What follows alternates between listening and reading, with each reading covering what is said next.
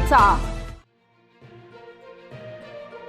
देवळा तालुक्यातील गिरणा नदी पात्रातून विटेवाडी साखर कारखाना परिसरासह अन्य 4 ठिकाणी सुरू असलेल्या अवैध वाळू उपशावर प्रशासनानं मोठी कारवाई केली आहे।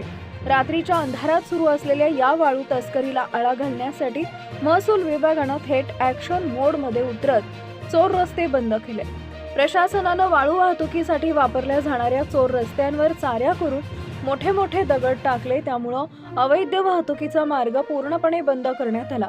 तसेच लोहनेर येथील नदीपात्रातून वाळू वाहतूक होऊ नये यासाठीही चोर रस्त्यावर चाऱ्या करण्यात आल्या।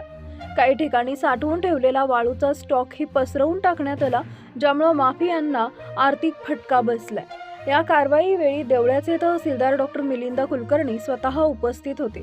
त्यांच्यासोबत मंडळ अधिकारी मनोहर गांगुर्डे लोहनेर, पोलीस पाटील अरुण उशिरे लोहनेर, तलाठी विश्वेश्वर राऊत, तहसील कार्यालय कर्मचारी समाधान जाधव आणि कोतवाल विष्णू वाघ यांनी सहभाग घेतला।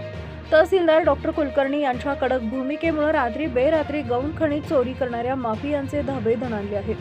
प्रशासनाच्या या धडक कारवाईनंतर अवैध उत्खनन करणाऱ्यांमध्ये मोठी खळबळ उडाली आहे। दरम्यान तालुक्यातील इतर ठिकाणी सुरू असलेल्या मुरुम, माती व इतर गौण खनिज उत्खननावरही प्रशासनाची बारकाईनं नजर असल्याचे संकेत देण्यात आले आहेत। पुढील काळात अशा प्रकारे सातत्यानं कारवाया सुरू राहणार असल्याचा इशारा महसूल प्रशासनाकडून देण्यात आला आहे।